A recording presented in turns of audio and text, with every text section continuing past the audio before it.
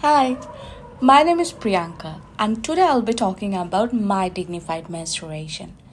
So, to start talking about it, when did I first found out about menstruation? I remember I was really young when I first found out about it. So it was like my mother was having her period and she forgot to, she forgot her pads in her bedroom. She asked me to fetch it for her. And I guess from that time I knew something about it. Not the whole concept of it, but something about it. Like, I got to know a little bit more details and what is it and how is it when I first started having periods. So my mother didn't really have the talk with me when I started having my period.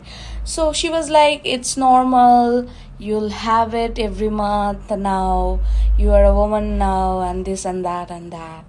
But what comes with it and what is expected of me and how I am going to tackle this was never discussed. So, yeah, I found out about period, I guess, in a more detailed way when I first started having my periods, and I guess I was 11 at that time.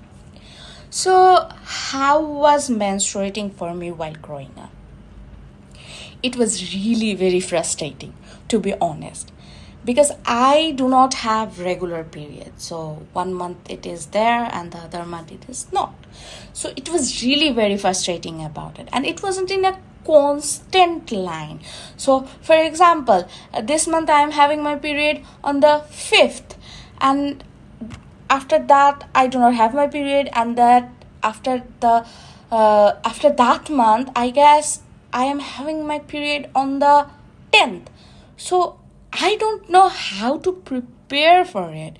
So yeah, it was really very frustrating for me because it was really irregular. So then, how PMS looked for me and what support would make it easier for me. So so the thing is, PMS comes with menstruation.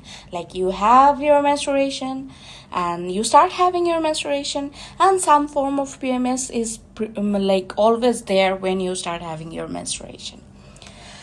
So I might be wrong about all these concepts because I never had the talk, remember? So yeah, I might be wrong about some of these things.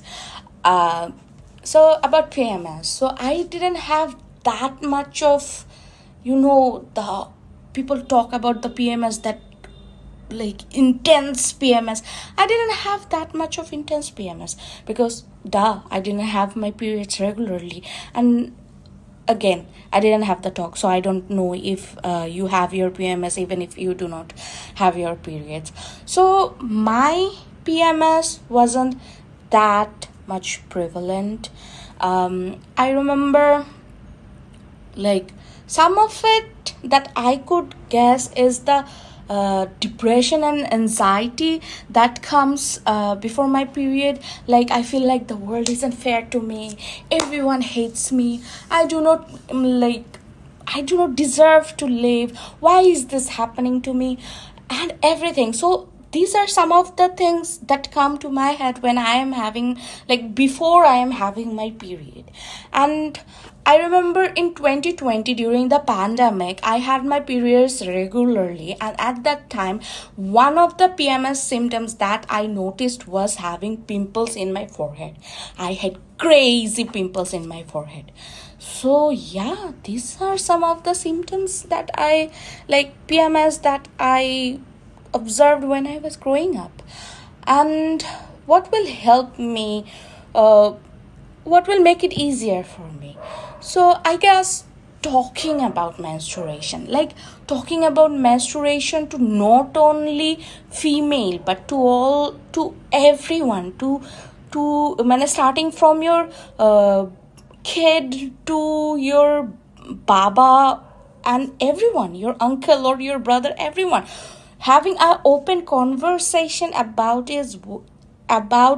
menstruation is what is something that is going to help everyone, because when we talk about menstruation, we also talk about PMS, and we let people know that at that time, like, we feel a certain we have certain feelings, and people should behave in a certain way to us.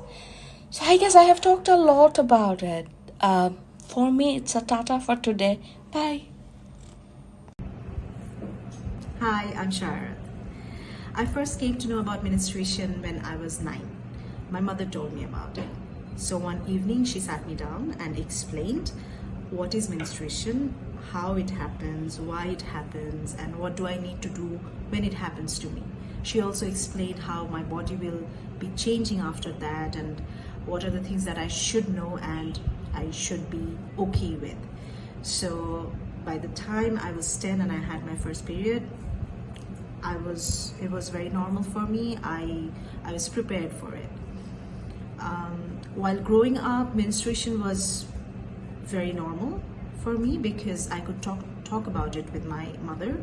I could talk about it with my friends at school. I could also talk about it with my cousins. And in my family, it was always a topic that I could discuss. So my mother always told me that if you have any problem, you can always come to me or to your father. So I think while growing up, it was fine with me, and I give full credit to my mother. PMS is different for different people. I think the most important part is to understand your body and what it needs and address those. In our society, PMS or period or menstruation is still a taboo. We cannot talk about it openly. So a change in that attitude is very important. It would be very helpful for women if we can change that. In workplaces, for working women like me, it would be very helpful if we have provision to take leave on the first day of period, because, as I said, it's different for different women. Many have acute pain, many have fatigue. So having those provisions would help us better to cope. So I think the mindset change, having a support system both at workplace and at home would be good for women to cope with PMS. Thank you. Hi, I'm Shanoa. I'm 49 years of age and I'm perimenopausal. I don't know how far off being menopausal. When we go into menopause, it's defined as not having our period for 12 months running. And the 4 to 5 to 6 years before that, anywhere from the age of 45, some women younger up to their early 50s, that period before that is perimenopause. Our body is adjusting to the change. Our hormones are changing. And the symptoms of this can just blindside us at any time. Hot flushes, changes in our periods, low mood, anxiety, depression, pain during intercourse, vaginal dryness, skin dryness, thinning hair. They're all a part of it, and there's nothing to be ashamed of. With diet, exercise, meditation, yoga, put some positive aspects into your life for self-care. It's a really important time, and take the rest when you need it. You can go to the doctor and you could get some tests done to see where your hormone levels are at. There's hormone replacement therapy, there's gels, there's patches which can help relieve the symptoms. And make sure that your family and friends understand what's going on. There's no stigma to it. Gone are the days of stigma where we just have to endure this. We need to talk about it, and we need to make the movement go on forward, because it is a feminist movement, removing the sexism and the ageism and the stigmas behind menopause and perimenopause, because we need to cancel that stuff. We're all going through it, and we need to talk about it and be there for each other.